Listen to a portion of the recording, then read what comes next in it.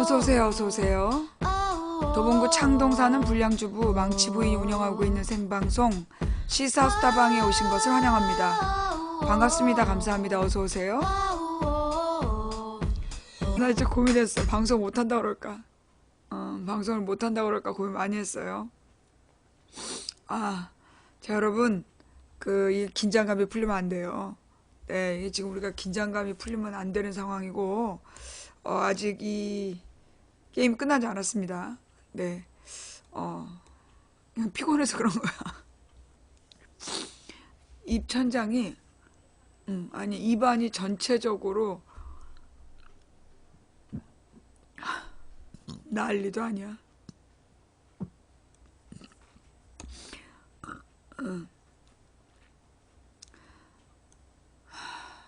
정말 피곤합니다. 네. 뭐, 여러분만, 나만 피곤한 거 아니잖아요? 우리 다 같이 피곤하죠? 그죠? 예. 어서오세요, 망치부인입니다. 그래. 프로폴리스를 또 먹어야 되겠구나. 네. 이따가 자기 전에 프로폴리스를 뿌리고 잘게요. 예. 자, 반갑습니다. 감사합니다. 어서 들어오시고요. 예, 오자마자 후원해주신 모든 분들께 감사드리고, 업과 꿀잼 해주신 모든 분들께 감사드립니다. 네, 자, 어제 우리 오늘은 좀 짧게 할게요. 네, 진짜 1시간 안에 끝내봅시다. 1시간 특택도 없겠죠? 2시간 안에 끝내봅시다. 네. 잠깐만요. 깜짝이야. 소리가 너무 큰데. 이렇게 하고. 뭐 또 소리가 안 맞는 뭐가 있나?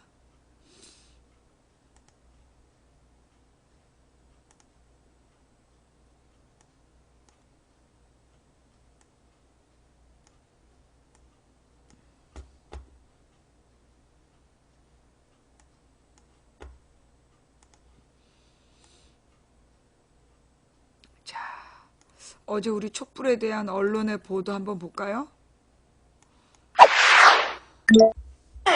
7, 6, 5, 4,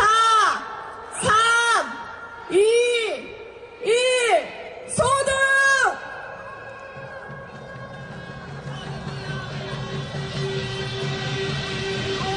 이거 우리 자리 같은데?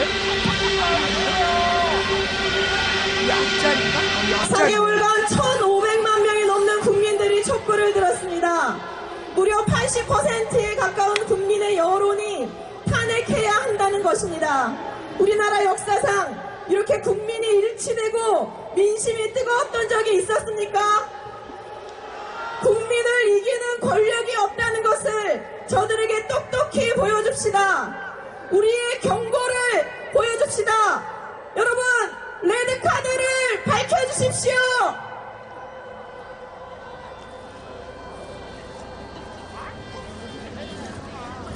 다 같이 구호를 외치겠습니다. 박근혜를 구속하라. 헌재는 탄핵하라. 황교안은 물러나라. 여러분, 박근혜와 그 공범 일당들을 범죄자를 감옥으로 보내고 찬란한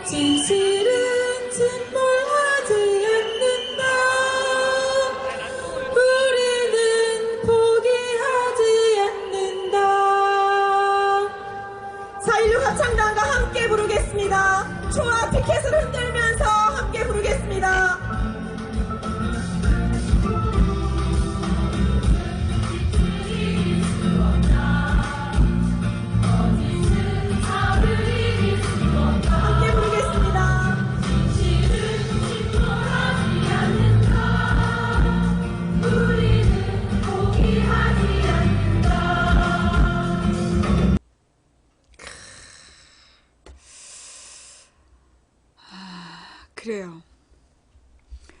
어제 그 광화문에 솔직히 이제 딱 나가가지고 카메 아니 그러니까 이제 뭐 제가 워낙 어저께 여러분도 아시다시피 컨디션이 너무나 안 좋아서 정말 가야 되냐 말아야 되냐를 막 고민하다가 갔어요. 예, 원래는 이제 그 후배 결혼식에 들렀다가 간다 이게 계획이었는데 점심 때 일이 너무나 이제 좀 많았어. 그래가지고 후배 결혼식에 가서 밥을 못 먹겠더라고요. 그래서 집에서 그냥 아무거나 막 데펴 먹고 그리고서는 막 부랴부랴 준비를 했는데 갑자기 속이 뒤틀리면서 이제 이 폭풍 시으시으시 나오는 거야.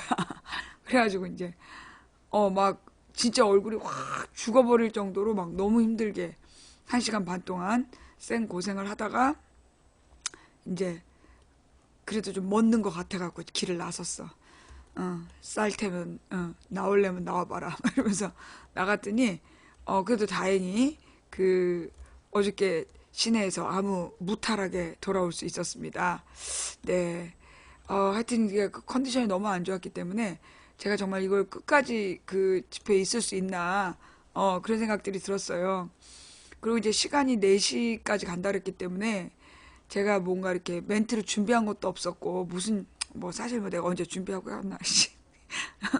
그러니까 어저께 거기 도착해서 그 나온 첫 번째 말이 아 진짜 여러분들 너무나 대단히 고생하셨다 그 말이 막 나오는데 제가 그건 준비한 얘기는 아니었어요.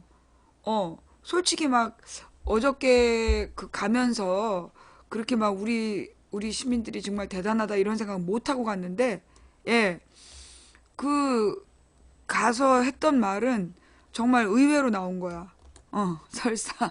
설사가상. 나 죽는 줄 알았어. 예, 그러면서 근데 생각해 보니까 딱 맞는 말이야.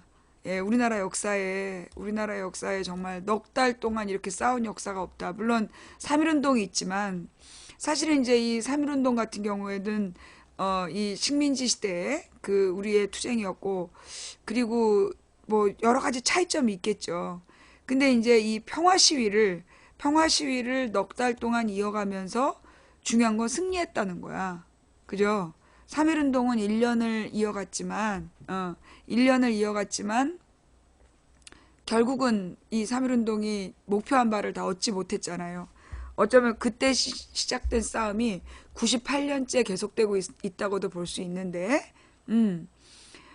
좌우지간이 4개월 동안 보여준 우리 그 시민들의 모습은, 네, 정말 너무 감동이었던 것 같아요. 네, 감동 그 자체였다. 그 무엇보다 끝까지. 그러니까 사실은 그 뭐라 그러나 박근혜 지지자들이 이렇게 우리 쪽으로 넘어와서 막 깽판을 친다든가 굉장히 도발을 많이 했잖아요. 과정에서. 그리고 막 이렇게 너무나 저질스럽게 굴고 막 그 쓰레기를 막 그 태극기를 다 길에다 버리고 가고 별의별 추태를 그들은 다 부렸지만 그리고 우리 그 평화의 촛불들을 향해서 온갖 공격들을 해댔지만 끝까지 흔들림 없이 평화를 원칙으로 그다음에 끝까지 뒷정리까지 정말 나는 내가 대한민국 국민이라는 것이 예 너무나 자랑스러웠어요.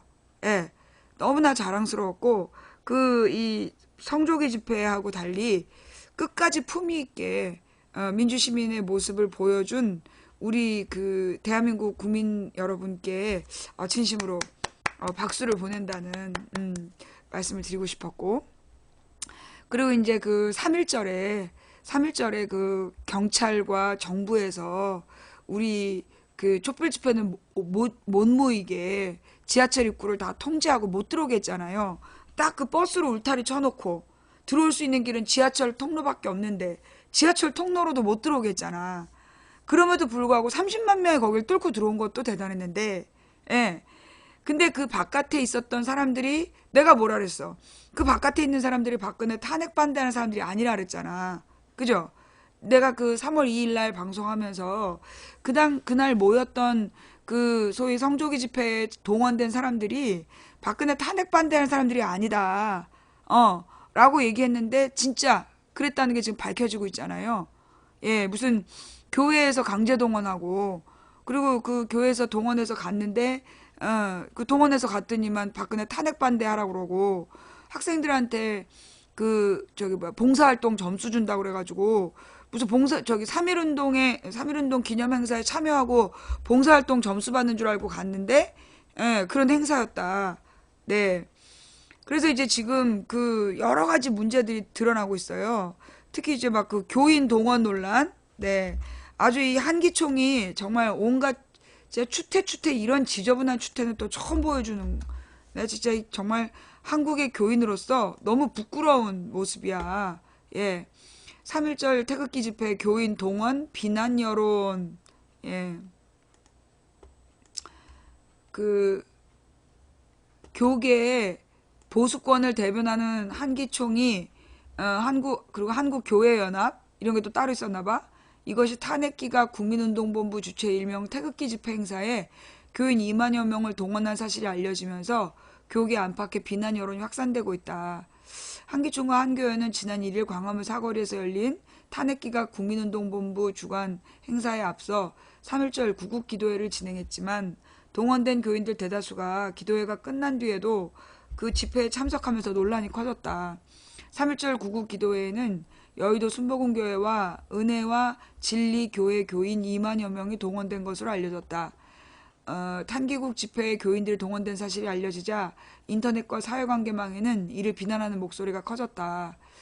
누리꾼 김모 씨는 무엇 때문에 교회가 친박 집회에 나서는가? 누구의 말처럼 박근혜가 예수님이라도 되는가? 이 정신 나간 사람들아, 그러고도 강단에서 정의를 외치겠지라며 조롱 섞인 글을 남겼다. W 모 씨는 일제의 신사참배 전통을 이어받은 반공 개신교의 본 모습이다. 권력에 순응하고 빌붙어서 기득권을 옹호하고 서민은 애써 외면하는 그들의 모습을 본다며 강하게 비난했다. 대전의 A교회 기영 목사는 20, 30대 90%가량이 탄핵을 찬성하고 있고 그것이 정의라고 받아들이고 있는 상황에서 일부 대형교회 목자들이 하필 교회연합 기관의 이름을 빙자해 탄핵 반대 집회에 나선 것은 젊은 세대에게 교회에 대한 실망과 분노를 심어주는 일이라고 성토했다. 한기총과 한교연의 탄국이국 집회 참석 논란은 사교 집단 신천지가 한국교회를 비판하는 빌미가 되게 됐다. 웃기는 건 신천지도 동원했잖아. 신천지 내부에서 지난 2일 한기총과 한교연의 탄기국 집회 참석을 비판하는 기사를 보도록 공지사항을 내려 신도들에게 안티 한국교회 홍보 수단으로 삼은 것으로 전해졌다. 논란이 확산되자 한국 기독교 장로회는 3일 이 백성에게 거짓을 믿도록 행하는 자들에 대한 준엄한 경고라는 제목의 성명을 발표했다. 한국 기독교 장로회? 기장총회 교회와 사회위원회는 성명에서 국권 수호와 민권운동의 상징인 태극기가 친일 매국 군부 독재의 뿌리에서 자라난 역사의 버섯을 옹호하는 일에 악용되고 있다며 한국교회 일부 인사들이 그 무리에 가담하고 있음을 알기에 우리는 같은 종교인으로서 부끄러움을 감출 수가 없다고 밝혔다. 이어 예언자 예레미야 시대에 민족의 위기 앞에서 거짓을 믿도록 예언을 팔아먹은 하나냐를 우리는 이 시대에 목도하고 있다며 군부 독재 시절부터 정교유착을 일삼아온 이들이 3.1운동 98주년 집회에 교인들을 동원해 태극기와 성조기를 흔들며 국정농단 세력을 위한 기도회를 개최했다고 비판했다. 98년 전 3.1운동을 주도했던 한국교회의 변질을 개탄하는 목소리도 담았다. 기장교회와 사회위원회는 1919년 3.1운동을 주도하며 민족의 해방을 위해 기도했던 한국교회가 어쩌다 후한무치한 세력에 속해 파시즘의 최후 보루처럼 일하고 있단 말인가라며 하나님의 의를 이 땅에 이루어야 될 교회가 시대와 역사의 희망이 되지 못하고 있는 현실을 개탄하지 않을 수 없다고 밝혔다. 한국기독교교회 역사회장 장규식 교수는 CBS 뉴스에 출연해서 3.1운동은 한국교회가 이른바 하나님의 사랑과 이웃을 하나로 아울러서 한국교회의 새로운 전통을 만들어낸 그런 한국교회의 처음 사랑과 같은 그것이었다며 지금 노란 리본을 단 태극기와 성조기를 단 태극기의 표식을 따라서 서로를 구별하는 현실이 착잡하다고 말했다. 한기총과 한교회는 3.1절 구국 기도회 준비 기자회견에서 기도회가 탄기국의 태극기 집회와 상관이 없다고 해명했다. 그러나 사회는 이런 구국 기도회와 탄기국 집회를 동일시하면서 또 한 번 한국교회로부터 등을 돌리고 있다. 사실 이게 박근혜라는 존재를 한국 대형 교단과 교회들이 옹호하고 있다는 것이 굉장히 부끄러운 일이죠. 이게 왜 부끄럽냐 하면 사실 한국의 기독교가 성장할 수 있었던 가장 중요한 어떤 이슈가 뭐였냐면 우상 숭배에 반대한다는 거였어요. 예, 한국의 개신교가 가장 중시했던 건 우상 숭배를 거부하는 그거였거든요. 그래서 교인들에게 명절에 차례 지낼 때 절하지 마라. 그리고 그게 다 귀신을 섬기는 거고 우상을 숭배하는 거다. 그러면서 굉장히 엄격한 우상과의 전쟁을 모토로 해서 성장했던 한국 기독교 교회가 소위 박근혜의 지금 상징이 오방색 무녀 아니야. 대통령 출범을 하면서 오방색 장식을 달고 무녀들의 모습으로 행사를 하고, 그리고 교회에다가 무속인들, 국회나 이런 데다가 무속인들을 끌어들여가지고 소위 음식을 동원하지 않았으니까 굿이 아니다. 이런 개소리 하면서 한마디로 진짜 귀신을 섬기는 그런 이단의 모습을 보여줬단 말이에요. 예, 아니, 사이비의 모습이죠. 그건 이단도 아니야. 사이비의 모습을 보여줬는데, 예, 그런 박근혜를 한국의 기독교가 나서가지고 탄핵을 반대한다. 이거는 진짜 이게 앞뒤가 안 맞는 얘기죠. 앞으로 한국 개신교 교회는 우상 숭배하지 말라만 할 자격이 없어. 한국 교회는 우상을 숭배하지 마라. 귀신 섬기지 마라. 이런 얘기 할 자격이 없다고. 이게 누구보다도 샤머니즘을 섬겼던 박근혜를 위해서 앞장서가지고 그걸 뭐라 그러니? 수호대 노릇을 한 주제에, 앞잡이 노릇을 한 주제에, 이 샤머니즘 박근혜 앞잡이 노릇을 해놓고 어디 일반 교인들더러 우상 숭배하지 말란 말 나올 수 있겠어. 안 그래요? 예. 정말 부끄러운 일이죠. 그리고 솔직히 그래요. 어떻게 보면 얘네들이 이런 행동을 한 이유가 뭐냐면 이미 얘네들은 우상을 숭배하기 때문이야. 지금 한국의 이 대형 교회들이 이미 우상을 숭배하고 있어요. 어떤 우상이냐면 돈신을 섬기고 있기 때문에, 그래서 지금 나라 꼴이 이 모양 이 꼴인 거야. 그러니까 교육이 썩고 교회가 썩으면 나라는 어느 나라든 썩기 마련이야. 예. 그래, 진짜 이 대한민국의 교회들이 돈신을 섬기고 있고, 그리고 이제 이 90년대 이후로, 원래 한국의 교회가요, 80년대까지만 하더라도 그렇게 교회 대형화 현상이 없었어요. 80년대까지만 해도 한국의 교회들이 소위 반독재 운동의 기지였어. 동네마다 한 500명 규모로 모이는 그 교회들이 중심이었고, 그 다음에 이 500명 정도 모이는 교회의 청년부들은 늘 지하에서 5.18에 대한 진실을 알리는 그런 모임들을 하고, 그러면서 이제 이 반독재 운동의 기지 같은 역할들을 했었는데, 90년대에 김영삼 장로가 대통령이 되면서 이 신자유주의가 한국 사회를 이제 들어오게 되잖아요. 그때부터 이제 이 한국이 자본주의로 신자유주의로 막 바뀌어갈 때, 그때 이 교회에서 대출을 받아갖고 큰 교회 짓기 운동이 벌어지는 거야. 그래가지고 이제 대출 받아서 큰 교회를 짓는 그런 운동들이 90년대부터 시작돼서 2000년대에 아주 최절정기에 이르죠. 그리고 그런 큰 교회를 이제 지어놓고 그 교회의 건물들을 건물값을 내기 위해서 부자들한테 헌금을 받는 거야. 그러니까 이제 부자들의 입에 맞는 설교를 하는 목사를 데려오기 위해서 이 기독교는 기본적으로 부자들에게 경고를 많이 해요. 이 무엇보다 예수님께서 분명 말씀하셨거든. 부자가 천국에 들어가는 건 낙타가 그러니까 바늘귀라는 그 당시 조그만 문인데 사람이 겨우 간신히 들어다닐 만한 문이고, 낙타는 크기 때문에 그 문으로 낙타가 못 들어갔다는 거야. 그 낙타가 바늘귀 문으로 통과하는 것보다 어렵다라고 얘기하면서, 사실 예수님은 그 부자들에 대한 경고를 계속 하셨단 말이에요. 그리고 성전 안에서 장사하는 사람들을 정말 막 무력으로 내쫓으시고, 그러면서 이 교회 안에서 물질을 숭배하는 모습에 대해서 철저히 배격하셨던 게 예수님의 정신이거든.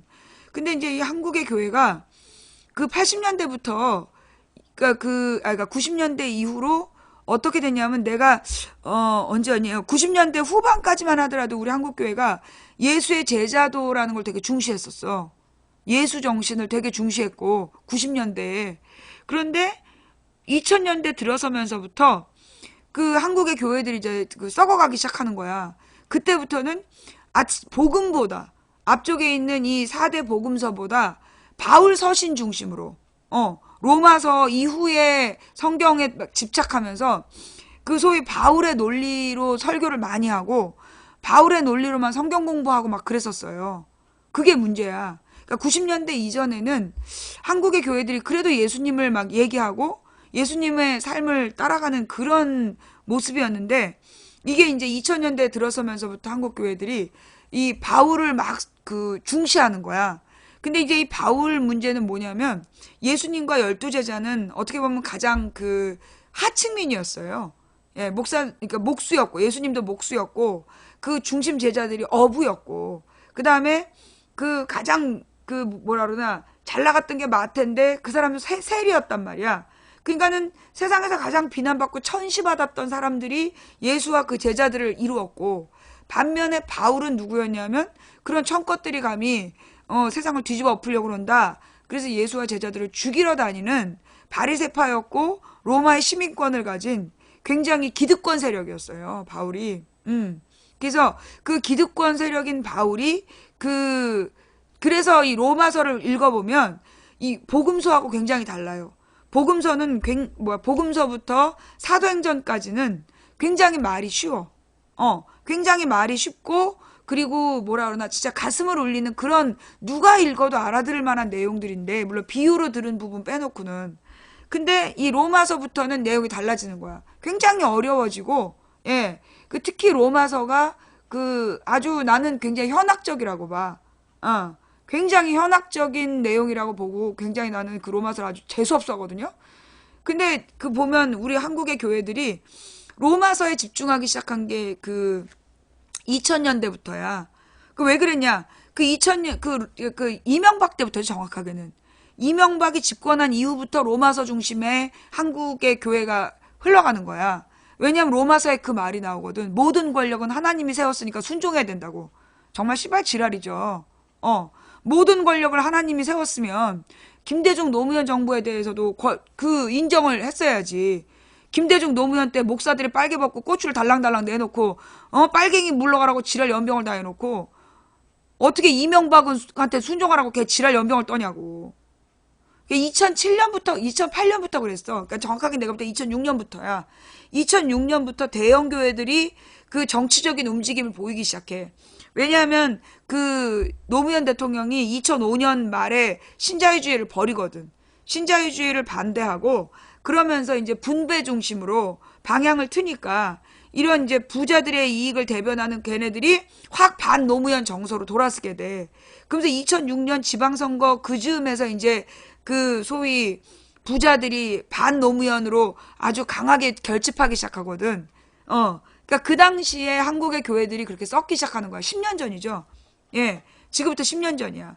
그래서 그 이전에는 덜 했는데 지난 10년 동안에 이제 무슨 일이 벌어지냐면 그 장로들 중에 그 교회 건물에 욕심 많은 사람 그런 사람들을 동원해가지고 그 괜찮은 목사님들 쫓아내는 거야.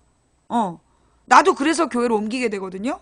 진짜 괜찮은 목사님들을 그 장로들이 온갖 누명을 씌워갖고 내쫓는 거야.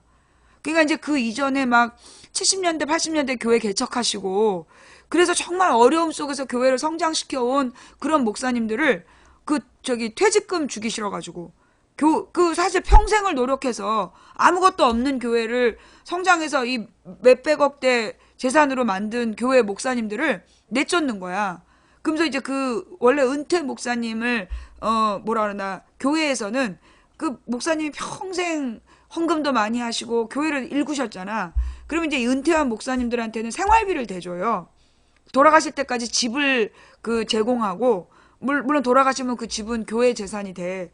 그리고 이제 그 은퇴하신 목사님한테 생활비를 이제 조금씩 보태드린단 말이야. 그게 이제 그 은퇴 목사님에 대한 그 사례예요. 그러니까 이제 전통적인 그런 방식인데, 이제 많은 교회들이 규모가 작기 때문에 그렇게 못하지만 한 500명 된 교회 정도는 그게 할 수 있는 거야. 500명 규모의 교회는 목사님한테 그렇게 해줄 수 있는 거야. 그런데 이게 이제 막 5,000명씩 모이는 그런 교회들은 이게 장로들이 이제 수십 명 수씩 되는 거야. 그러면 그 장로들이 파당을 지어가지고 그 목사님한테 줄 돈이 아깝다고 누명을 씌워갖고 쫓아내는 거야. 예. 목사님한테 줄 돈이 아깝다고 누명을 씌워갖고 쫓아내는 거야. 그래가지고 내가 다니던 교회 목사님도 그 장로들한테 그렇게 불명예스럽게 쫓겨나셔가지고 그 다음에 이제 쫓아낼 때는 이제 교인들이 문제 제기를 할까봐 이것들이 이 장로라는 것들이 뭐 이제 은퇴하신 다음에 그 무슨 뭐라 그러나 은퇴 목사님들을 위한 사역을 하시기에 교회에서 전반적으로 돌봐주겠다 이렇게 뻥을 치워놓고 나중에 진짜 은퇴하신 다음에 그 사역을 하겠다는데 그거 뺏어버리는 거야. 그걸 뺏어버렸어. 그런 식으로 이 돈에 미친 장로들이 그러면서 지네들 입맛에 맞는 친일파 목사를 데려온 거야. 친일파 목사를 데려와가지고 그 아버지부터가 아주 골 때리는 친일파 목사였대. 근데 그 친일파 목사의 아버지의 대를 이은 친일파 목사를 데려다 놓고 그 목사가 부자들을 위한 그 설교를 하는 거야. 그래서 노골적으로 한나라당 그 정치인들 데려다가 교회에서 인사시키고 아주 난리 개난장을 피우는 거야. 그러니까 그 교회가 옛날에는 정말 장애인들을 잘 섬기고 동네에 차상위 계층 법적으로 보호받지 못하지만 정말 생계가 어려운 그 교회 근처의 가정들을 돌보는 교회였는데 그 친일파 목사가 온 다음부터는 그런 게 다 끊긴 거야. 그런 게 다 끊겨가지고 그러니까 부자들만을 위한 아주 막 그 잘난 척하는 그런 교회가 돼버렸어. 나는 아예 그냥 초장에 나와버렸지 그 교회를. 그 목사 이 사람은 안 되겠다. 무엇보다 이 설교를 하는데 그러는 거야. 그 새벽을 깨워야 된다. 그러면서 새벽에 일찍 일어나는 신앙인이 되라고 그러면서 토요토미 히데요시를 새벽에 일찍 일어나서 성공한 인간의 예로 드는 거야. 미친놈이죠. 토요토미 히데요시가 누구야? 풍신수길 임진왜란을 일으켜갖고 조선의 남자들을 다 죽이고 코하고 귀를 벤 다음에 그 아이 엄마를 애들이 보는 앞에서 강간을 하고 윤간을 하고 애들을 노예로 잡아갔던 그 짓거리를 시켰던 게 그 토요토미 히데요시야. 그런데 토요토미 히데요시가 오다 노부나가의 장화를 아침 일찍 일어나가지고 품에 품고 있어가지고 그래서 오다 노부나가의 눈에 든 노예였다. 그래서 나중에 장군이 됐다. 그런 개소리를 설교 시간에 하는 거야.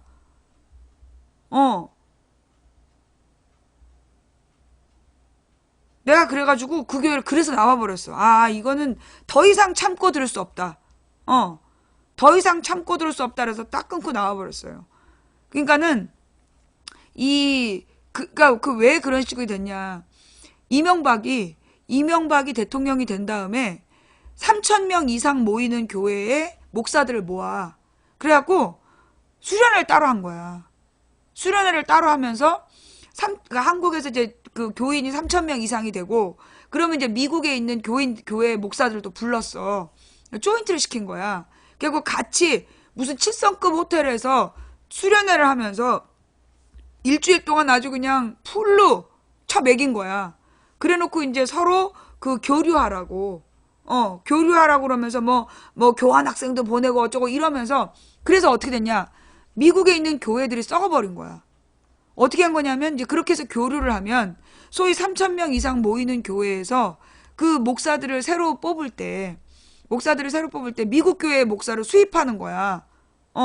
미국 교회 목사를 수입을 하면 그 이제 한국의 무식한 장로들이 돈은 많은데 무식해가지고 오로지 미국의 지금 성조기 들고 다니는 인간들.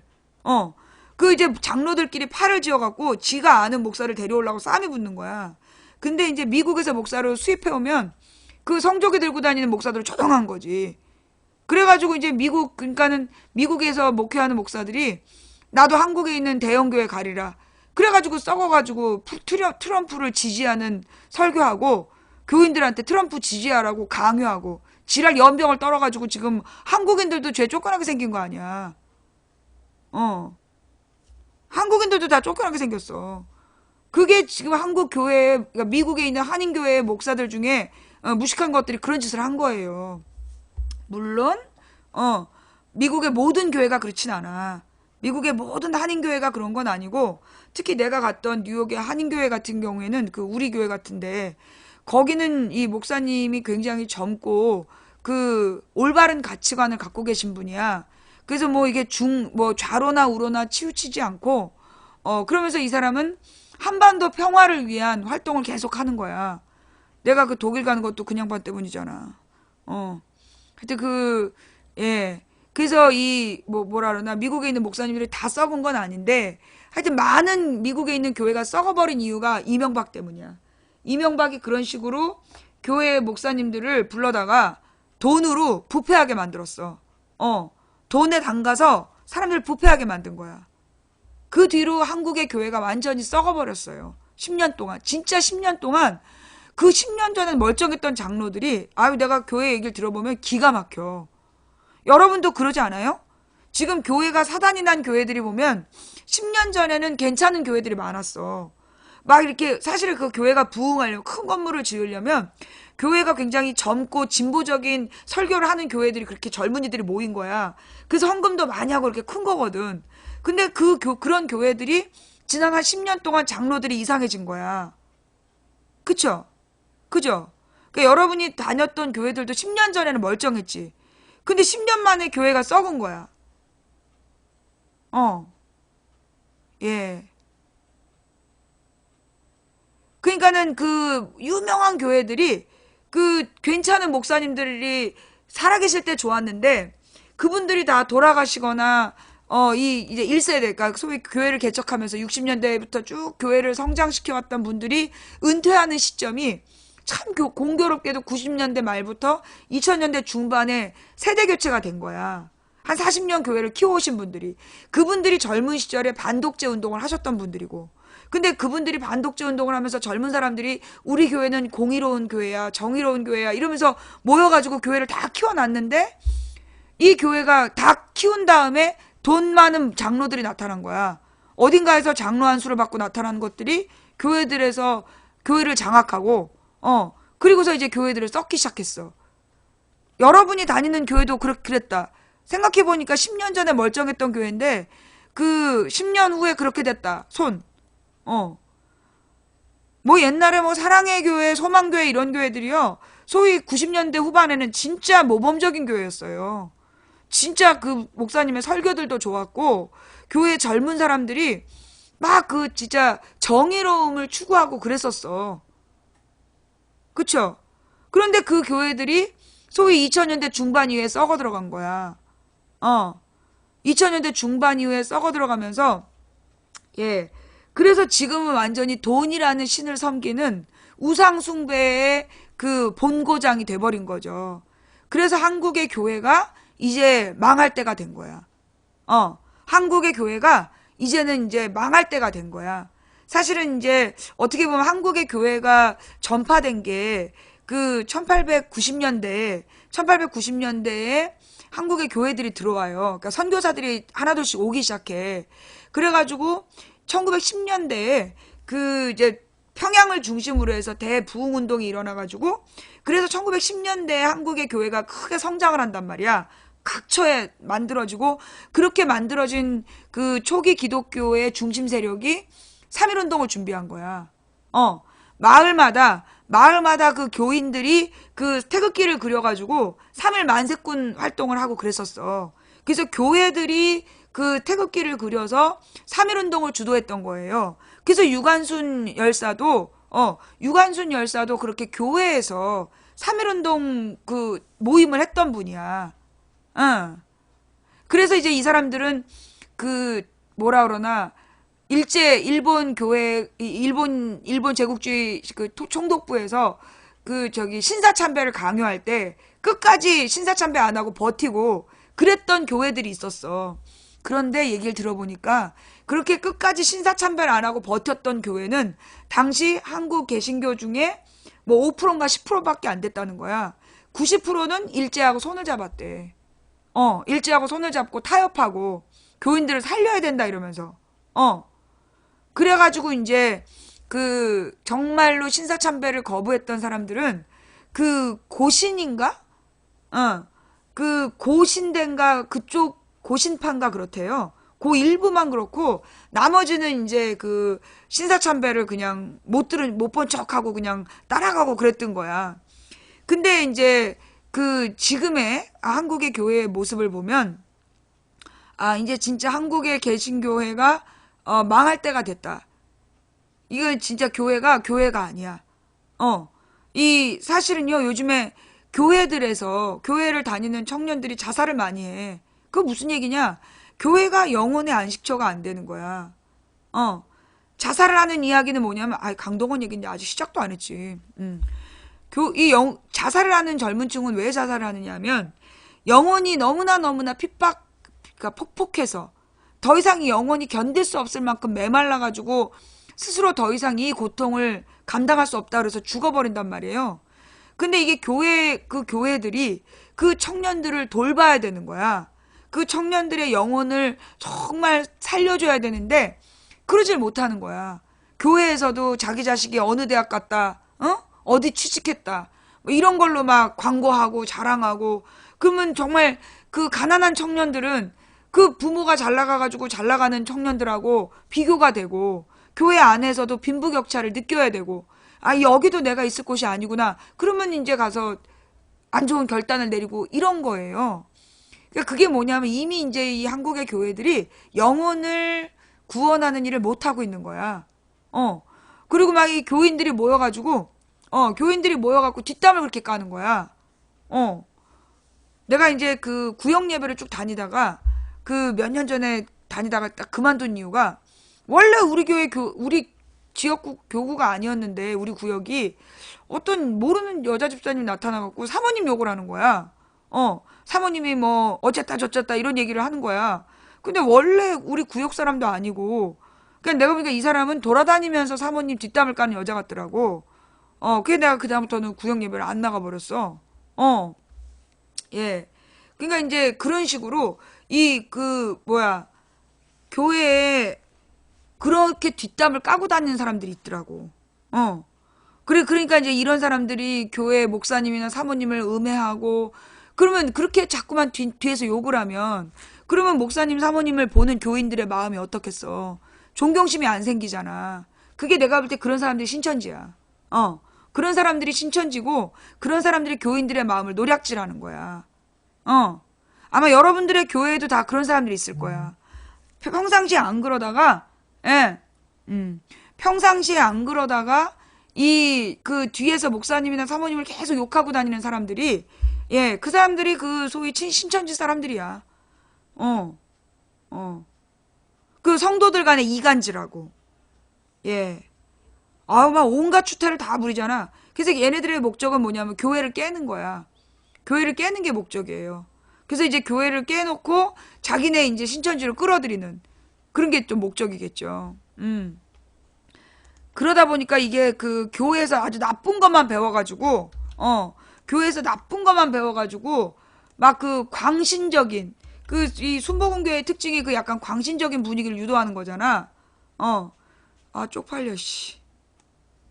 뉴욕타임즈 탄핵 반대 집회 마치 광신도 같아. 박근혜 여전히 지지 세력 장악 쿠데타 주장도. 박근혜 대통령 탄핵 기각을 주장하는 극우 세력의 집회, 이른바 태극기 집회. 태극기 집회라고 부르지 말고 성조기 집회라고 부르라니까. 성조기 집회에 대해 외신이 사입이 종교 같다라는 그 형용사를 동원해 토픽성으로 보도했다. 신문은 이들의 주장이 극단적일 뿐더러 박근혜에 대한 무조건적인 충성으로 비치는 듯한 태도가 차기 대선에서 보수 세력의 집권 가능성을 오히려 낮추고 있다고 지적했다. 실제로요, 생각 있는 보수 세력은 이 그 박근혜파의 태극기 그 쇼에 동의를 안 해.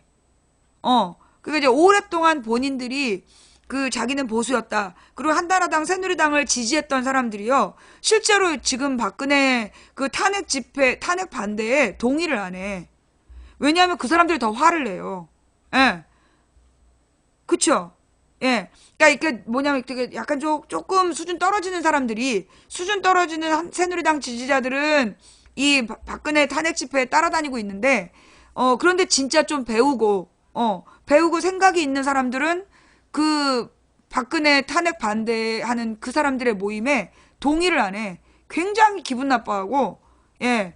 아주 보수의 자존심을 건드렸다. 그러면서 그 이번에는 야권이 맡아야 된다. 그 지금 이제 박근혜파는 절대 정치 다시 하면 안 된다. 이런 분위기가 분명해. 그거는 이 진짜 보수이기 때문이야. 박근혜는 보수가 아니야. 박근혜는 보수가 아니라 무속이었지. 샤머니즘. 그리고 난 솔직히 박근혜는 샤머니즘도 아니라고 봐. 그냥 돈신 숭배야. 그것도 진짜 삥 뜯는 것도 진짜 천박하게 삥을 뜯어가지고. 자, 지난 19일자 뉴욕타임즈는 서울발 기사에서 19일자? 잠깐 이거 언제 기사예요? 2월 24일 기사구나. 한참 전 기사네. 예. 2월 19일 기사에 대한 거네요. 2월 19일자 뉴욕타임즈는 서울발 기사에서 박근혜처럼 궁지에 몰렸던 한국 지도자는 거의 없었다. 최근 여론조사에서 그는 가장 인기 없는 지도자 중 하나로 꼽혔고 80%에 달하는 응답자는 그가 청와대를 떠나기 원하고 있다며, 그러나 박근혜는 여전히 정광용, 박사모 대표 같은 사이비 종교 신도 같은 사람들을 장악하고 있고 이들의 계속된 헌신은 이르면 5월에 치러질 대선에 세울 만한 후보를 찾고 있는 보수 세력을 분열시키고 있다고 보도했다. 뉴욕타임즈는 그 정 대표가 집회에서 박근혜가 너무 그립다. 그 박근혜는 하나도 잘못한 게 없다는 등의 발언을 했다고 소개하며 이들 박사모와 새누리당 일부 그룹은 박근혜가 5년 임기를 모두 정상적으로 마치기를 바라는 입장이라고 전했다. 신문은 박사모 등이 지난 몇 주 동안 점증하는 규모의 시위를 조직했고 박 대통령에게서 돌아선 모든 보수 정치인들을 배신자라고 부르고 있다며, 이들의 시위는 단지 박근혜에 대한 충성파들 뿐 아니라 진보 야당이 북한에 동정적이라는 믿음을 가진 나이든 한국인들에게도 호응을 얻었다. 부끄러워라. 라고 보도했다. 신문은 박근혜를 겨냥한 특검 수사와 언론의 보도 내용을 소개하면서 그러나 깃발을 흔들고 군복을 입은 보수 시위자들은 박 대통령을 정치적으로 경도된 검사에 의한 선동과 가짜뉴스 공산주의자들의 무고한 희생양으로 보고 있다고 전했다. 신문은 이들의 특징은 군가를 부르고 5.16 쿠데타를 동원해 권력을 잡았던 아버지 박정희처럼 박근혜가 권력 회복을 위해 군을 동원하라는 구호를 외치는 것이라며, 어떤 참가자들은 빨갱이를 죽이는 것은 오케이라고 쓰여진 팻말을 들기도 했다고 보도했다. 신문은 물론 또 다른 군사 쿠데타가 가능할 것을 믿는 한국인은 거의 없다며, 정광용 씨나 박사모는 다수로부터 개인 숭배자, 이념적 극단주의자로 여겨진다고, 한국인 다수가 그런 것은 아니라고 부연했다. 신문은 그러나 전통적으로 표를 동원하는 도구였던 빨갱이 때려잡기식 캠페인은 더 격렬해지고 있다며 우려하며, 정광용 씨 같은 시위자들은 헌재가 탄핵을 기각하지 않으면 내란을 일으키겠다고 말했다고 전했다. 신문은 지지자들의 시위 규모가 커지자 박 대통령은 점점 강하게 저항하고 있다며, 한때 스캔들에 대해 눈물 어린 사과를 했던 박 대통령은 최근 자신이 정적들의 프레임에 의한 희생양이라고 주장하기 시작했다고 정규제 TV와의 인터뷰를 한 사실을 언급하기도 했다. 한편 뉴욕타임즈는 차기 대선 구도에 대해 보통 한국의 선거는 진보적인 유권자들이 라이벌 관계를 형성한 진보 성향 후보들에게 분열된 지지를 보내는 동안 보수가 단일 후보를 세워 승리하는 구도였다며, 그러니까 한마디로 야권이 분열돼서 늘 새누리가 먹었다. 그러나 지금은 보수가 분열해 있고 이는 진보가 10년 만에 정권을 탈환할 기회라고 분석했다. 신문은 탄핵이 인용되면 분열된 보수가 재결집할 시간은 거의 없다며, 한때 대안으로 거론됐던 반기문 유엔 총장은 불출마를 선언했고 보수정당 소속 후보들은 모두 한 자릿수 지지율을 기록하고 있다고, 유일하게 10%를 넘기고 있는 황교안 권한대행은 출마 여부 자체가 유동적일 뿐더러 박근혜와 강한 유대, 병역 미필 뉴욕타임즈도 알아? 야, 아싸. 자, 미필 황교안. 예. 뉴욕타임즈도 알아. 예. 병역 미필 전력 등도 약점이 있다고 전했다. 한 65세 한국인은 신문 인터뷰에서 나는 북한이 존재하는 언제나 보수당에 투표해왔고 앞으로도 그럴 것이라며 하지만 솔직히 지금 선거가 치러진다면 누구에게 투표할지 모르겠다. 이길 수 있는 후보가 없다라고 말하기도 했다. 예, 성조기 부대 계엄령이 답이다. 미친 거죠. 예. 네, 미필미필 황교안. 이게 아무래도 이 서동요 효과죠. 노래를 지어 부르면 이게 효과를 냅니다. 네, 역시 미필미필 황교안의 실체가 미국의 뉴욕타임즈에게도 전달됐다는 반가운 소식을 한번 이제 확인을 하고 좌우지간 그래서 이 3.1절에 많이 모였다라고 뻥을 온데 막 깠는데 이거 말고도 또 있잖아. 저기 나왔던가? 손석희 뉴스에 나왔죠? 손석희 뉴스에 나왔던가 노컷 뉴스에 나왔던가 봉사활동 시간으로 인정해준다 그래갖고 봉사활동 점수를 4시간 인정해준다 그래갖고 그래갖고 애들이 나왔다는 거야. 근데 알고 보니까 성조기 집회였던 거지. 그래서 황당했다라고 얘기하는 뉴스룸에 노컷 뉴스에서도 나오고 예 고등학생들을 그리고 이 고등학생들이 기분 나빴고 제보한 거 아니야. 예.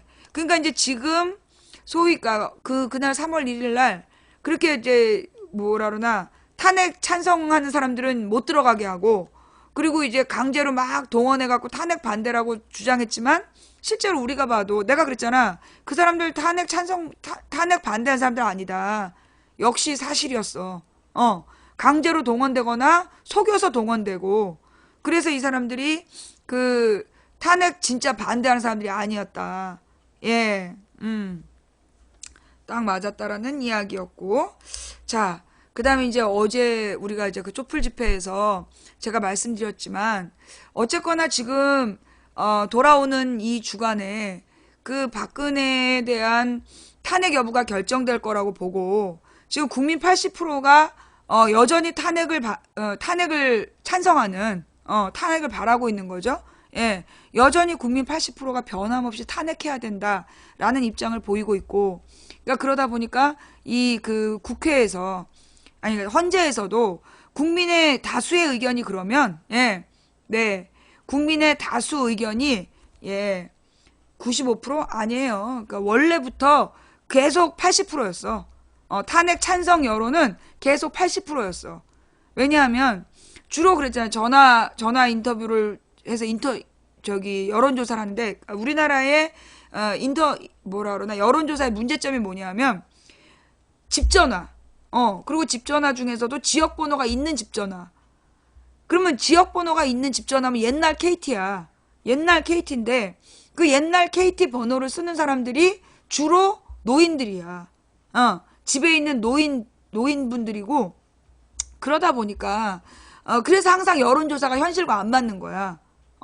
집에 있는 이제 노인들이 전화를 받다 보니까, 원하는 나이는 그냥 아무거나 누른다며. 그래갖고 이제 070 쓰는 번호는 인터넷 여론조사로, 그러니까 인터넷이 아니라 여론조사 대상이 아니야. 왜냐하면 옛날 번호가, 지역 번호예요. 02 서울. 그 다음에 5로 시작하면 강남, 9로 시작하면 강북, 그 다음 7로 시작하면 도심. 이런 식으로 지역의 번호가 가지고 있는 지역 성향이 있는 거야. 그러니까 이제 그런 번호에다가 걸어서 여자냐 남자냐 물어보고 나이가 얼마냐 물어보는 거야. 그러니까 이제 여론조사를 할 때 어디 사십니까? 어느 동에 사십니까? 안 물어보잖아. 그게 뭐냐? 여러분의 전화로 이제 여론조사를 하기 때문에 그런 조사는 대부분 노인분들이 전화를 하는 거고 받는 거고 그리고 가난한 노인분들은 집에서 여론조사 할 시간도 없어. 돌아다녀야 되니까 돈을 벌러 돌아다녀야 되는 거야. 종이라도 주스러 다녀야 되고. 그러니까 이제 소위 부유한 좀 내지는 중산층 이상의 노인들이 집에서 전화를 받아서 가능하면 이제 친새누리적인 조사에 응답을 하는 거야. 그래갖고 초장부터 80%였어요. 탄핵에 찬성하는 거는 80%, 근데 반대가 한 7, 8%, 그리고 이제 잘 모르겠다가 10% 정도 나오는 그런 식이었지. 그런데 이제 내나 탄핵의 찬성은 지금 77% 정도가 나와. 80%에서 77% 정도로 한 3% 정도 떨어졌고, 뭐 이 탄핵에 반대하는 사람이 내가 말 잘못했나? 탄핵 찬성이 77%, 80에서 77%로 3% 떨어지고, 탄핵에 반대하는 사람이 뭐 7, 8%에서 한 15% 정도로 올라가고, 예, 그 정도로 변화가 됐지만, 그 국민 다수가, 절대적인 다수가 여전히 탄핵에 찬성을 하고 있어요. 예, 예. 그 여전히 국민 다수가 탄핵에 찬성을 하고 있고, 그 이제 뭐 소위 3%가 떨어졌다 내가 볼 때는 처음에 탄핵 찬성한 사람 중에 변한 사람 없어. 여러분 주변에 있어요? 처음에 탄핵 찬성하다가 탄핵 반대로 돌아선 사람 봤어요? 내 주변에 한 명도 없어. 처음에 탄핵에 찬성했다가 중간에 그 소위 박사모 주장에 따라서 이 입장이 변한 사람은 내가 내 주변에 한 명도 없어. 네. 그게 이제 그냥 3%는 오차범위다. 그래서 그냥 개소리를 하는 거고, 국민 다수가 지금 탄핵을 찬성하고 있기 때문에 헌재는 국민 여론을 반영할 수밖에 없어요. 그러니까 이제 그 당시에 노무현에 대한 탄핵 반대 여론이 지금 이 정도였어. 탄핵의 반대 여론이 다수였기 때문에 그래서 헌재에서 탄핵을 반대할 수밖에 그러니까 탄핵을 무효화할 수밖에 없었던 거야. 그 당시에. 예. 근데 지금 같은 경우엔 탄핵 찬성이 80%잖아요. 예. 그러니까 이제 어쩔 수 없이 그 탄핵을 인용할 수밖에 없는 분위기다. 그리고 이제 그 소수자 의견, 예. 그때 김기춘이랑 뭐 손범규랑 이런 사람들이 소수자 의견을 밝혀야 된다고 막 그랬었다며. 그래놓고 지금에 와서 소수자 의견 밝히면 안 된다고 또 난리를 피운다며. 웃기는 것들이죠. 예. 그 당시에는 이제 노무현에게 정치적인 타격을 주기 위해서 그러니까 헌법재판소에서 뭐라 그러나, 소수견, 즉, 탄핵 인용을 원하는 사람의 의견을 발표하라고 막 그런 거야. 근데 이제 지금은 탄핵 반대하는 사람이 소수잖아. 그러니까 이제 그 탄핵 반대하는 사람이 누구고 어떤 논리로 반대하냐가 공개되면 그 헌법재판관들이 부담스러워서 못한다고. 그래서 지금 팔팔 뛰고 있는 거 아니에요? 한마디로 지들도 아는 거야. 그때도 알고 지금도 알고 지들이 소수인 걸 아는 거지. 응. 네. 자, 하여간 지금 이제 헌재가 어떤 결론을 내리는지 지켜보는 상황인데, 만에 하나 기각이 됐다. 만에 하나 이 탄핵이 기각이 됐을 때 그때 뭐 하늘이 무너졌냐? 나는 그렇게 하늘이 무너진 거라고 보지 않아. 탄핵이 기각이 된다면 나는 이 헌법재판소를 국민 다수가 다음 개헌할 때 없애는 방향으로 갈 것 같다. 없애는 방향으로 갈 거란 생각이 들고, 그리고 이 탄핵이 기각이 된다라면, 탄핵이 기각이 된다라면 이거 국민의 뜻에 반영하는 국민의 민주주의를 따른 게 아니잖아. 그죠? 무엇보다도 이 죄를 지었는데도 그 반성이 없는 거잖아. 그리고 제가 주중에 얘기했듯이 사실은 이제 지금 대통령의 임기가 그 보궐선거로 지금 대통령을 처음으로 우리가 선거를 하는 거야. 그러다 보니까 보궐선거로 뽑힌 대통령의 임기가 법으로 정해져 있질 않아요. 그래서 지금 대통령의 임기를 3년으로 할 거냐, 이런 의견이 지금 나오고 있단 말이야. 그러면 이제 문재인은 아니다, 나는 못 받아들인다면서 지금 5년설을 버티고 있는데, 그 5년을 주장하는 문재인이 모든 언론의 공격을 받게 되면 그 문재인의 극렬 지지자 몇 명이 문재인을 지킬 수가 없는 상황이 온다는 거죠. 예, 다수가 동의하지 못하는 상황이 올 수밖에 없다. 그래서 내가 미리 법적인 조치하고 가야 된다 그랬더니 나더러 막 쌍욕을 했잖아. 그래서 나도 그냥 포기했지. 내가 이거 법적인 임기에 문제가 있다. 그러니까는 이거 탄핵 발표 나기 전에 이거 법적으로 확인하고 들어가야 된다. 그렇게 얘기했는데 뭐 자기네들이 나더러 쓸데없는 얘기한다고 막 쌍욕을 해가지고 그래 그럼 마음대로 해라. 나는 그냥 포기한 거야. 나는 미리 확인하고 가라고 그랬다. 근데 지네들이 안 한 거잖아. 자기네들이 그냥 우기겠다는 거 아니야. 그 우겨가지고 될 문제는 아니라고. 이제 틀림없이 앞으로 대통령이 된 다음에 벌어질 일들에 대해서는 나는 미리 얘기 다 했어. 나는 미리 다 얘기를 했기 때문에, 예. 대통령은 보궐선거 대상이 아니라고 또 누가 그래? 대통령은 보궐선거 대상이 아니다라고 문구 있어? 어? 지금 대통령은 그 보궐선거 대상이 아니다. 그런 문구 있냐고. 이번에 보궐선거라며. 보궐선거라고 이미 그 팩트체크에서도 얘기 나왔고 선관위에서도 보궐선거라고 얘기했잖아. 대통령 임기가 5년이라는 선관위가 보궐선거라고 얘기했다니까. 그래서 지금 대통령의 임기가 남은 임기냐 아니면 5년이냐 아니면 3년이냐 이게 지금 정해져 있지를 않은 거야. 그래서 이 사회적 합의가는 이미 97년도부터 그 97년도가 언제냐면 김영삼이 사고 쳐가지고 김영삼이 사고 쳐서 김대중 대통령이 대통령 될 때였단 말이야. 그러니까 김대중 대통령을 대통령 만들면서 그러니까 대통령이 되면 중간에 쫓아낼 그 계획을 누가 세웠겠지. 뭐 탄핵을 시킨다든가. 그러니까 탄핵 때를 대비해서 공직선거법을 개선을 해서라도 임기 5년을 확정짓고 가야 된다는 문제 제기가 이미 97년에 있었어. 근데 이제까지 확정적으로 대통령 임기를 확정을 안 한 거야. 공직선거법상 보궐선거로 뽑힌 대통령의 임기가 5년이다라고 확정을 짓지 않았어. 그러면 지금 박근혜 지지자들이 지금 봐서 알겠지만 저것들은 뭐 막무가내잖아. 막무가내이기 때문에 이 대통령 선거 끝난 다음에 바로 그 보궐선거로 뽑힌 대통령의 임기는 5년이 아니다라고 우길 거라고. 그래서 흔들어댈 거야. 그러니까 미리 사전에 정리하고 가자니까 말도 못 꺼내게 했잖아. 이런 지하에 5년이라고. 무조건 5년이라고. 근데 무조건 5년에 동의하는 건 문재인하고 안철수밖에 없어. 나머지 사람들은 지금 국회의원 다수도 그렇고 임기 5년에 동의하는 게 문재인 안철수밖에 없어. 문재인 안철수 그다음에 문재인 지지하는 국회의원들밖에 없어요. 그 100명이 안 돼. 90몇 명?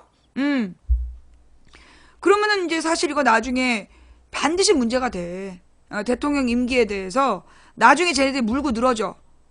멀쩡한 이게 지금 헌법재판소에 자기네들은 탄핵할 때 3가지를 한꺼번에 통과시켜 놓고 이 13가지를 하나하나 건별로 찬반 안 했다고 무효라는 주장을 하는 애들이야. 기각을 시켜야 된다고 지랄 연병을 하는 애들이라고. 그런 상황이기 때문에 앞으로 이제 이 대통령 임기 문제가 어떻게 될지 모르는 상황이라 차라리 그냥 기각을 시키고 국민들이 분노하는 마음으로 개헌을 준비하고 돌아오는 대통령 선거에서 공식적으로 그러니까 12월에 선거하면 5년 임기를 보장받는 거야. 그러니까 나는 기각이 그렇게 문재인 개인에게는 기각이 나쁘지 않다고 봐. 그게 차라리 5년 임기를 보장하는 방법인데 근데 그렇게 되길 어렵다고 보고 기각이 될 가능성은 나는 별로 없다고 봐요. 기각이나 각하가 될 가능성은 나는 별로 없다고 보고 탄핵이 인용될 가능성이 크다. 나는 탄핵 인용이 될 가능성이 되게 크다고 보고 그러니 이제 앞으로가 산 넘어 산이다. 알아서 잘해야 된다. 나는 도와줄 방법이 없다. 예. 8대 0이냐 아니냐 그럼 결과 보면 알겠죠. 중요한 건 탄핵 인용은 될 거다. 상식적이라면 헌재가 미치지 않은 다음에는 탄핵 인용할 수밖에 없다. 탄핵 인용 안 하면 헌재는 사라질 수밖에 없어. 지금 이 상황에서 왜냐? 지금 이 박근혜를 탄핵 인용 안 한다면 다음 대통령이 법을 지켜야 될 근거가 없어요. 다음 대통령이 박근혜 같은 짓을 했을 때 그거를 누가 처벌하지 않겠냐고. 그걸 법적으로 처벌할 무슨 근거가 있겠냐고. 말이 안 되잖아. 그러니까 지금 박근혜를 탄핵 인용하지 않는다 그러면 대한민국이 법치주의를 유지할 수가 없어요. 예. 그렇기 때문에 헌재에서는 탄핵을 인용할 수밖에 없을 거다라고 나는 바라보고 있는 거고. 지금 이제 내가 사실 어저께 막 설사가 나오고 아팠던 건 왜 그랬냐면 3월 3일 날 무슨 토론회를 했잖아. 3월 3일 저녁에 그 대선 후보별로 토론을 했단 말이야. 근데 토론을 한 다음에 이제 문재인 지지자들하고 안희정 지지자들하고 막 이제 싸움이 붙은 거야. 아니야, 뭐 이렇게 어느 특정 지지자들이 안희정을 막 욕했나 하여튼 뭐 그래서 분열이 됐고, 이재명은 이재명대로 문재인을 욕하는데 문재인은 들을 척도 안 하고 안희정만 욕하고 뭐 이런 분위기더라고. 그래서 내가 3월 4일날 내가 긴장했던 이유가 뭐였냐면, 그러니까 긴장해서 설사했던 거야. 아, 이게 탄핵이 되기 전에 적전 분열하는구나. 오늘 사람들이 별로 안 오겠구나. 그 생각이 들어가지고, 그래서 내가 되게 힘들었던 거야. 사람들이 많이 안 올 줄 알고. 그래갖고 나는 솔직히 이제 이 대선 후보별로 찢어져서 이제 이게 뭐 물 건너가는 분위기 되는 거 아니냐 이러면서 내가 가서 깜짝 놀란 거야. 생각보다 사람이 너무 많아갖고. 근데 진짜 내가 그전에도 한번 4시 근처에 간 적 있지 않아요? 그 4시 근처에 갔는데 그렇게 많이 올라가는지 않았단 말이야. 근데 이게 왜 그랬나? 내가 어저께 보니까 어저께 사람이요. 솔직히 밀도로 따지면 최고였어요. 이제까지 집회 온 사람들 중에 밀도로 따지면 11월 11일? 그 다음이었어. 왜 11월 11일인가에 사람 너무 갑자기 막 많이 왔던 때 있죠. 예. 사람이 갑자기 너무 많이 와갖고 막 화장실 터져나가고 막 이랬던 때. 그때 사람들이 어디에 주로 모여 있었냐면 그 3번째 모니터 앞. 그 세종로 사거리에 거기에 너무 뽀글뽀글 모여 있었던 거야. 그리고 이제 그 다음부터는 이제 분산이 됐지. 분산을 하면서 그 뒤로는 이제 방송이 안 되는 일이 없이 다 이제 흩어져서 잘 한 거야. 근데 어저께 사람이 너무 많았는데 그 이유가 뭐였냐면 11월 말에 250만 모였을 때보다도 11월 11일 날이 사람이 더 단위 밀집도가 높았어요. 왜 그러면 그때 이제 그 3번째 모니터 앞에 집중을 해버리는 바람에 그때 사람들이 거기에 다 모여있었어. T자형으로. 너무 많아가지고 그때 막 숨 막힐 정도로 많았잖아. 그러니까 그렇게 모일 거를 상상을 못한 거야. 그 당시에. 그 다음에 이제 11월 말에 190만 모였을 때는 11월, 왜 12월 9일 전에 190만 모였던 때 있잖아. 그때는 사실은 되게 넓게 사람들이 흩어져 있었어. 시청광장, 뭐 남대문, 뭐 이렇게 다 흩어져 있었기 때문에 그래서 그게 가능했던 거야. 근데 이제 어저께는 우리가 시청광장까지 가지를 못했잖아. 그러니까는 원래 시청광장까지 우리가 넓게 섰으면 됐던 사람들인데 그걸 한꺼번에 모여놓은 거야. 광화문 앞으로 다 이렇게 집중해서 모여놨기 때문에 그래가지고 사람이 단위 밀도가 높았던 거예요. 네네. 그래가지고 사람들이 옛날에는 이렇게 그 뒤쪽까지 널널하게 앉을 수 있었는데 3분의 1 정도를 뺏기고 나니까 그러니까 부피가 확 줄어들 수밖에 없는 거지. 부피는 줄어들고 밀도가 높아지는 압축이 된 거죠. 어우, 사람 너무 많았고 깜짝 놀랐어. 근데 올라가는 것부터. 그래서 이렇게 보니까 3월 1일 날 그 촛불 집회 때 사람들이 화가 난 거야. 3월 1일에 못 들어가게 해갖고 이제 화가 나가지고 그래갖고 내가 볼 때는 토요일 날 다 나온 거야. 그리고 이제 역사의 마지막이 될지도 모른다. 마지막 촛불이 될 수도 있다라는 보니까 기사에 여러 번 나왔더만 마지막 촛불. 탄핵 전 마지막 촛불이라는 기사 제목이 많이 나왔더라고요. 그러니까 이제 사람들의 심리가 그 탄핵 전 마지막 집회라는 것 때문에 역사에 한 번도 못 나온 사람들도 한 번이라도 나오자. 그런 마음으로 어제 나왔던 것 같아. 그래갖고 굉장히 막 내가 감동이 돼갖고 설사가 도로 들어가 버리고 설사가 멎어 버렸어. 예. 탄핵 선고 앞두고 마지막 집회 되나 90만 명 이상 참가 연인원은 1,500만 명을 넘었다. 좌우지간 이번에 16년부터 17년까지 우리의 이 넉 달 동안의 촛불 항쟁은 나는 이게 대한민국의 현대사에 기록돼야 된다고 봐요. 예. 그 2008년에 광우병 투쟁도 그게 한 2달 갔어요. 광우병 투쟁도 그게 2달을 가서 꽤 긴 투쟁이었어. 그랬는데 이번에 이 촛불 투쟁은, 그리고 광우병 투쟁은 이명박을 끌어내리지는 못했거든. 그리고 도리어 이명박 중심 체제가 더 악화됐지. 근데 이번 같은 경우에는 이제 우리가 박근혜를 거의 끌어내린다라는 가능성이 있기 때문에 이거는 정말 이제 촛불 혁명이죠. 예. 이거는 이 촛불 혁명이라고 불려줘야 된다. 왜냐하면 시민들이 정말 평화롭게 난 진짜 가장 감동적인 게 평화 시위야.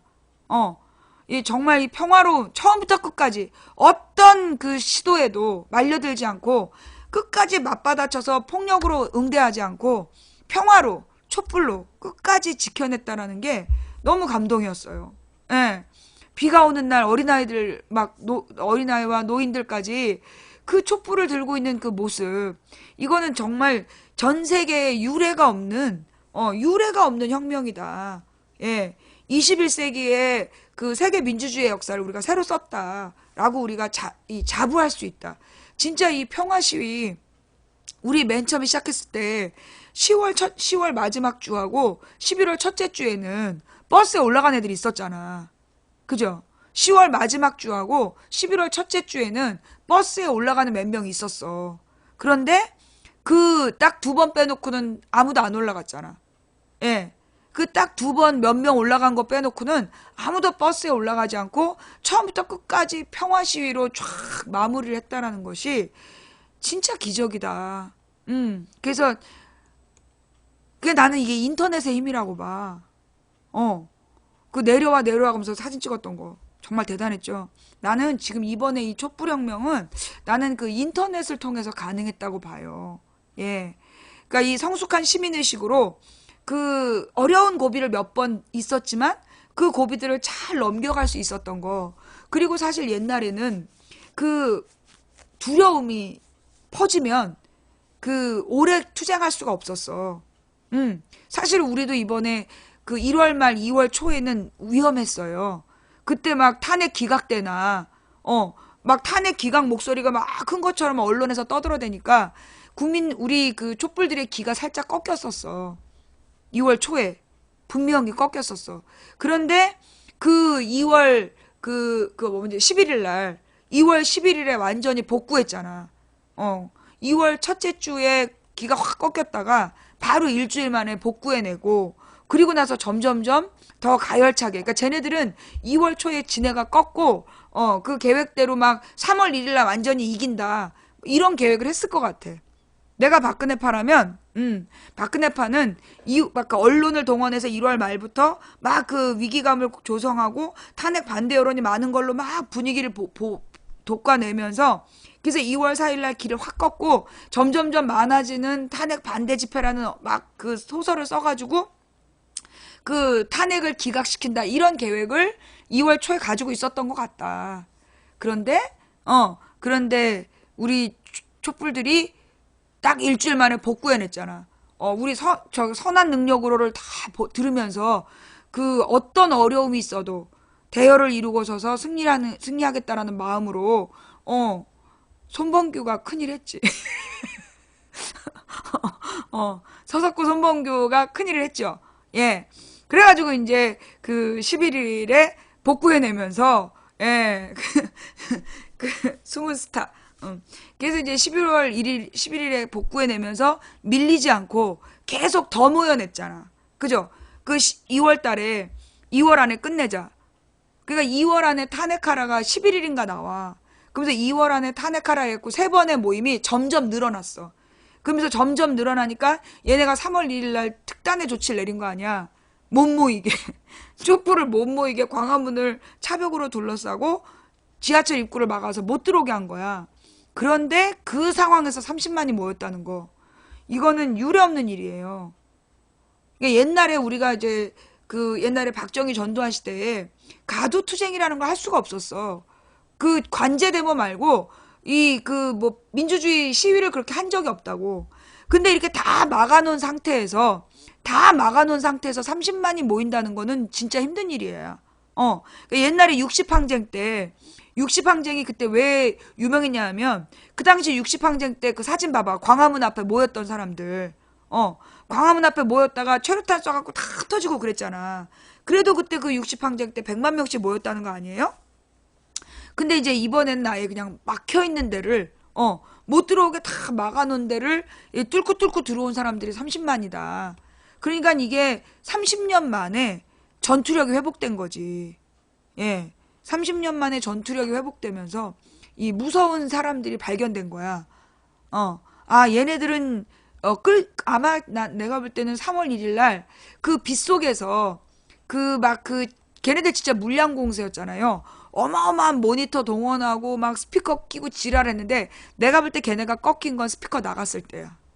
박원순 시장이 발언할 때 막 방해하면서 그 세종문화회관 앞에서 최대치로 출력 올렸다가 빗속에 그냥 스피커가 기절하셨잖아. 빗속에서 스피커가 딱 기절하면서 박원순 시장이 멋있게 마무리한다고. 그러니까 그때 내가 볼 때는 안녕히 가세요. 예. 죄송합니다. 네. 그때 내가 볼 때는 걔네 기가 꺾였어.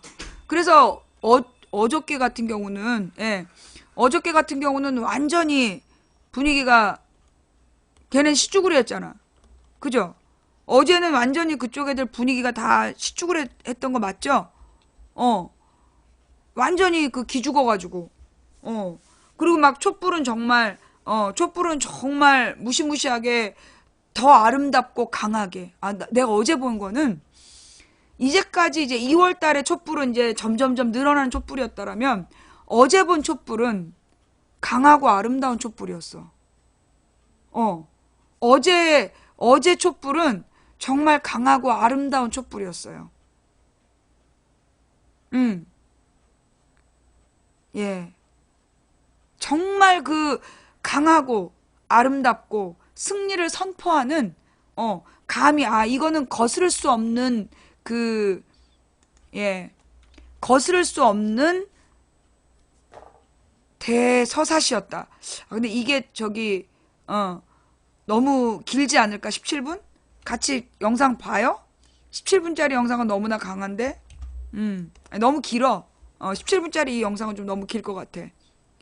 그 세월호 유가족들 4.16 합창단, 그 4.16 합창단 부분이, 그니까 이 최수정 명창도 정말 대단했는데, 이 최수정 명창도 그 긴 가사를, 그 길고 긴 가사를 그걸 어떻게 다 외웠을까?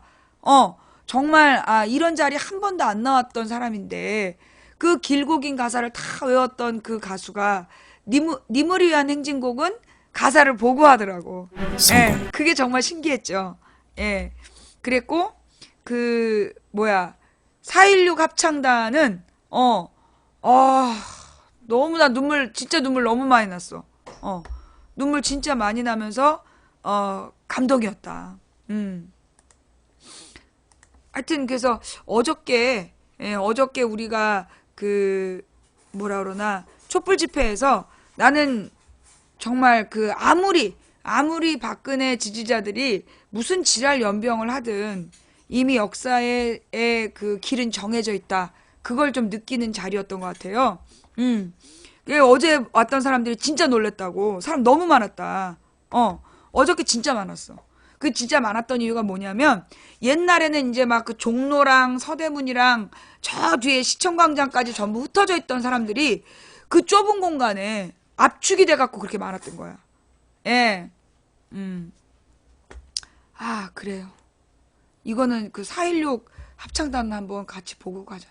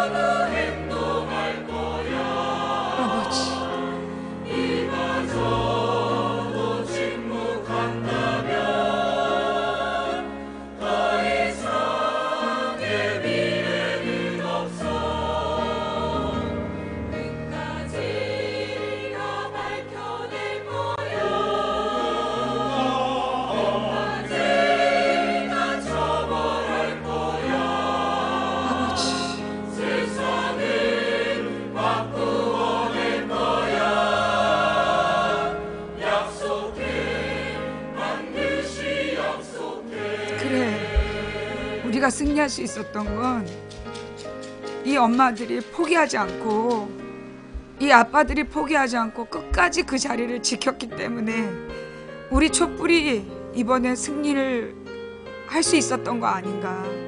이 승리는 세월호 유가족들의 승리라는 걸 우리 모두가 인정해야 된다고 생각합니다.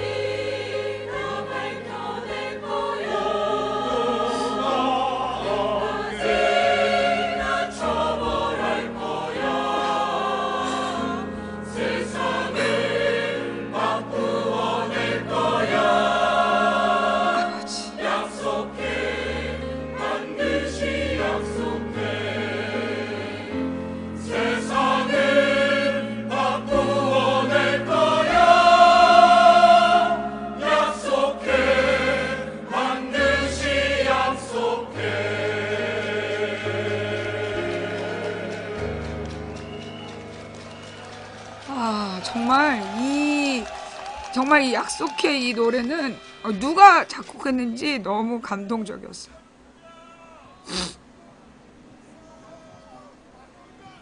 아.